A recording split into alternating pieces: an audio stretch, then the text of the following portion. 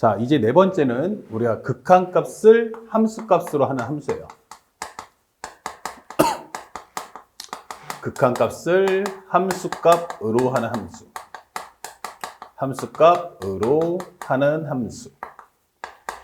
자, 요게 무슨 말이냐라고 하면 현재 구조가 기본적으로 이렇게 fx는 하고 나오는데 여기에 리미트 n이 무한대로 갈 때 하면서 여기에 이렇게 식이 나옵니다. 자, 그러니까 현재 말하고자 하는 바는 여기서 이제 극한값을 구해라. 근데 그것을 나는 함수값으로 하겠다라는 구조의 내용이 되는 거죠. 자, 그래서 이제 이 내용을 한번 살펴봐야 되는데 첫 번째, 우리가 먼저 알아야 될 내용은 현재 우리가 알고 있는 것처럼 이렇게 살짝 정리해 봤어요.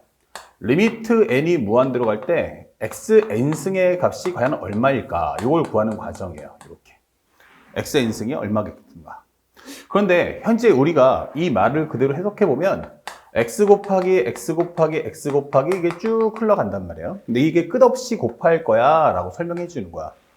자, 그렇다면 현재 x가 얼마지?에 따라서 이 값은 발산할 수도 있고 수렴할 수도 있는 거야. 근데 생각해 보는데 이게 곱이잖아? 그러면 우리가 생각하는 숫자 중에서 아무리 반복해서 곱하더라도 값이 안 변하는 숫자가 있어. 그게 누굴까? 바로 1이죠. 1 곱하기 1 곱하기 1 곱하기 1 곱하기 1 곱하기 1. 그러면 아무리 반복해 곱하더라도 그 값은 항상 1밖에 나오지 않아요. 그래서 그 기준선의 값은 얼마다? 1이다. 자, 그래서 이때 이제 기준이 되는 x가 바로 얼마냐라고 하면 1이 있다 생각할 수 있어요. 그럼 1이라는 것은 바로 특징이 뭐야? 바로 1분의 1, 2분의 2, 3분의 3, 4분의 4. 즉 분모와 분자가 같다 이렇게 설명할 수가 있어요. 자, 그래서 이렇게 정확하게 기준선 하나 잡아주시고 그러면 1이 아니야 하면은 값이 변한다는 얘기고 1이야 하면은 값이 안 변할 거야. 자, 요거 비교할 수 있는 대상이 하나 더 있는데 그게 바로 뭐냐면 음수 쪽에도 있지 않을까라고 하면 마이너스 1이 있어요. 다만 마이너스 1 같은 경우는 이 마이너스 때문에 부호가 왔다 갔다 하게 된다라는 걸 알 수 있죠. 자, 그래서 이 내용 한번 살펴보면 첫 번째, 만약에 절대값 x가 1보다 작다면 이렇게 설명했어요. 우리가 생각하는 숫자는 여기 0이 있으면 여기에 1이 있고 여기가 마이너스 1이 있는 거야. 그럼 만약 요 안쪽에 숫자가 존재한다면 과연 어떤 현상이 발생할까라고 하는데 이럴 때는 기본적으로 x 대신에 하나 대표적인 숫자를 한번 넣어봐요. 1보다 작은 수. 그러면 첫 번째 3분의 2 또는 2분의 1 이런 값들을 넣어볼 수 있다. 이게 되는 거예요. 이런 식값.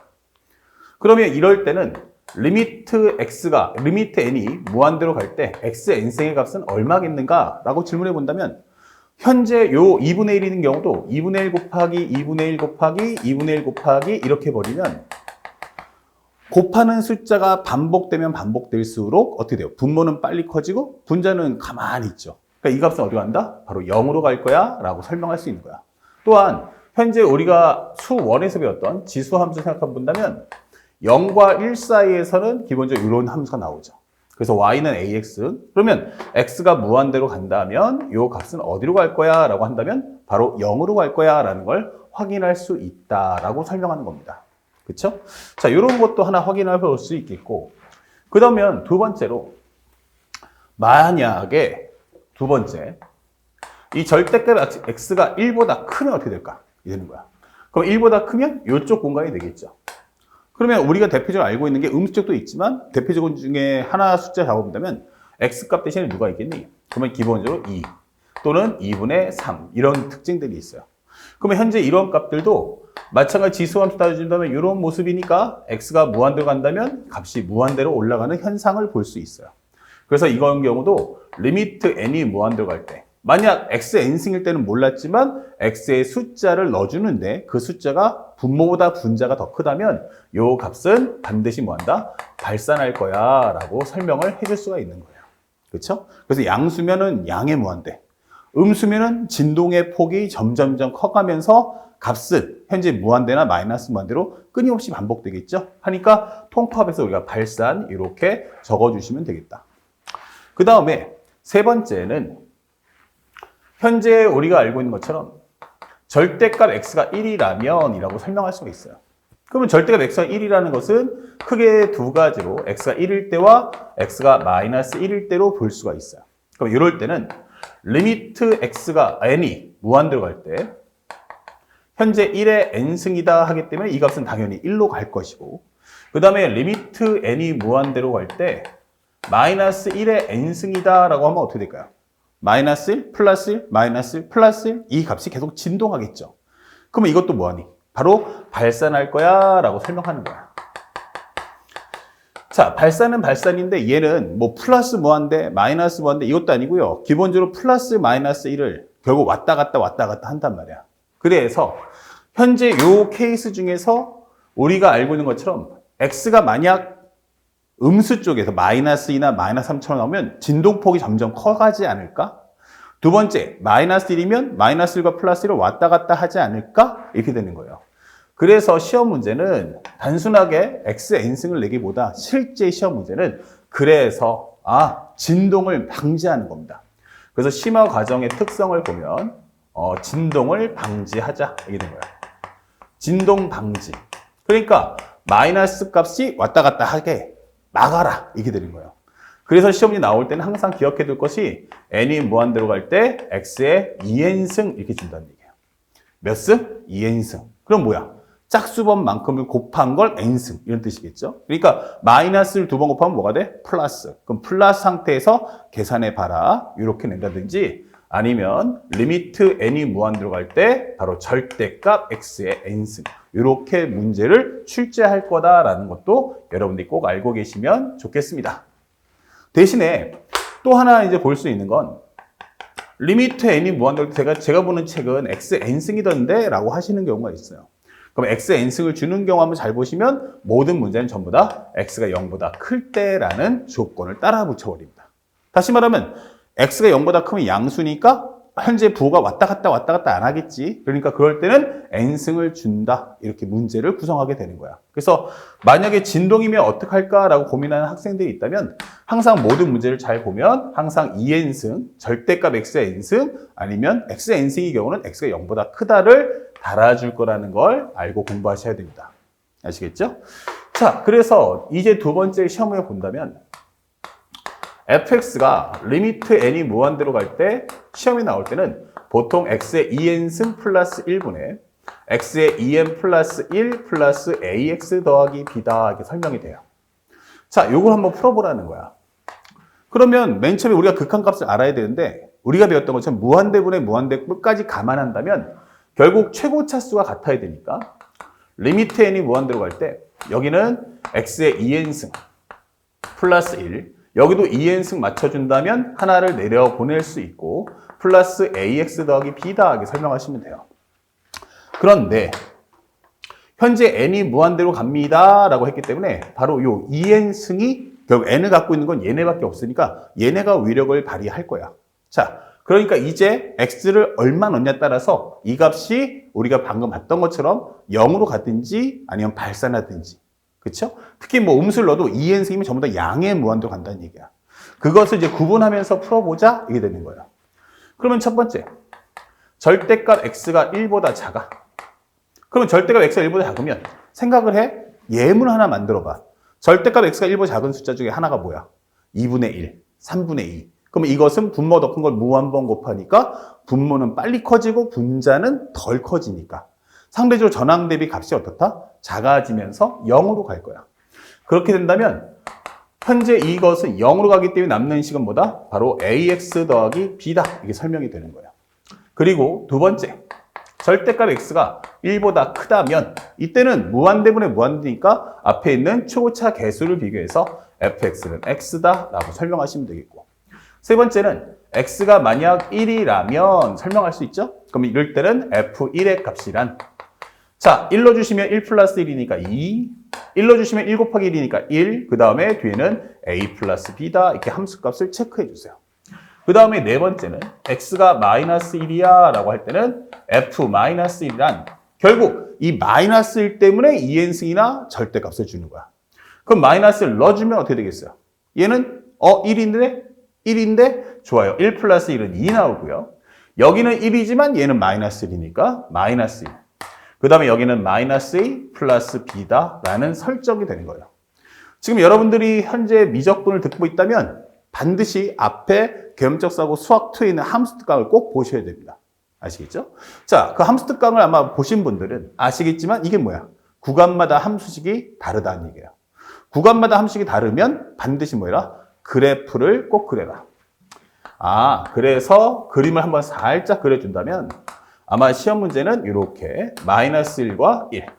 그리고 우리가 알고 있는 y는 x야 라고 했으니까 y는 x에 해당하는 그림을 하나 살짝 그려주세요. 여기는 1, 여기는 -1 이런 식으로. 그리고 안쪽에는 ax 더하기 b예요. 하나의 꼴입니다. 그러니까 꼭 저렇다는 얘기는 아니야.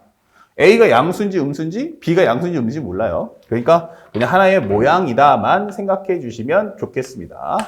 자, 이렇게 해서 ax 더하기 b에 해당하는 그래프를 그리시고요. 그 다음에 2분의 a 플러스 b에 해당하는 값 하나 찍어주시고 이렇게 여기가 바로 2분의 1 플러스 a 플러스 b. 그 다음에 여기는 우리가 알고 있는 현재 잡아서 대충 꼴만이야. 그렇다면 여기는 2분의 -1 마이너스 a 플러스 b다. 이런 식으로 체크를 해놓고 이 그림을 보면서 앞으로 펼쳐질 문제를 풀어주시면 되는 겁니다. 이것이 바로 y는 fx. 자, 이렇게 함수에 대한 정리를 먼저 선하시고 함수의 식을 구하시고 필요하다면 그래프까지 그리세요. 그 다음에 조건문을 따라가시면 시험 문제를 손쉽게 풀 수 있어요. 그래서 대다수 학생들이 기본 연산은 잘하는 데 비해서 요 극한값을 함수값이라는 함수, 이거는 이제 수투에 없이 미적분에만 나오는데 여기까지 우리는 항상 공부해 둬야 한다는 걸 꼭 기억하면서 정리 꼭 해주시기 바랍니다. 자, 여기까지 배워서 이렇게 토탈 4가지. 근데 그 중에서 앞에 1번 개념 빼면 결국 2, 3, 4를 가지고 수열에 극한 문제는 출제가 되는 겁니다. 자, 그래서 우리가 간단하게 매핑을 한번 살펴볼 텐데 싹 지우고요. 수열의 극한에 대한 매핑은 뭐냐라고 설명할 텐데 우리가 현재 교재를 보시면 유형의 맵이 있죠. 유형의 맵. 첫 번째는 기본 연산이 있어요. 자, 근데 테마가 첫 번째 무엇이 있습니까? 아, 이때는 미정계수가 없다. 이렇게 되는 거예요. 미정계수가 없다. 그러면 이럴 때는 뭐 한다? 조건문이 발생하지 않는다. 조건문이 발생하지 않는다. 이렇게 되는 거예요. 그래서 시험 문제 나오면 이렇게 주고서 뭐뭐뭐뭐를 구하시오. 이렇게 되는 거죠. 뭐뭐를 구하시오. 이렇게 되는 거예요.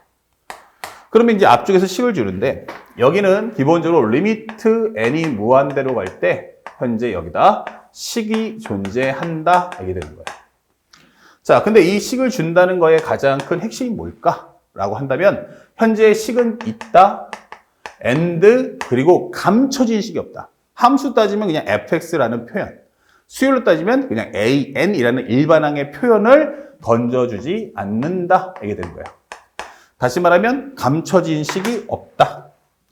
감춰진 식이 없다. 감춰진 식, 요게 없다라는 메시지예요.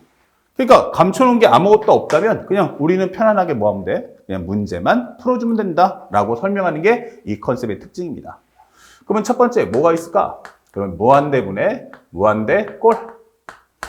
방금 전 영상에서 한번 했던 걸 한 번 더 정리해 주는 겁니다. 자, 무한대분의 무한대 꼴은 캐릭터가 두 가지. 하나는 무엇입니까? 우리가 알고 있는 현재 다항식일 때.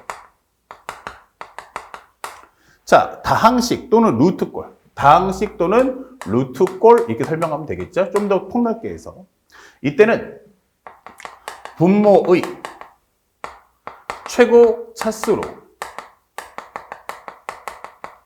분모 분자를 나눈다. 분모 분자 나누기 이렇게 되는 거예요. 그래서 우리가 알고 있는 무한대분의 상수가 얼마다? 0이다 라는 걸 통해서 값을 연산해 주시면 되겠습니다. 다음 두 번째, 만약에 지수식이 나온다면 이게 되는 거예요. 자, 지수식이 나올 때는 어떻게 하라겠어요? 첫 번째는 분모 분자의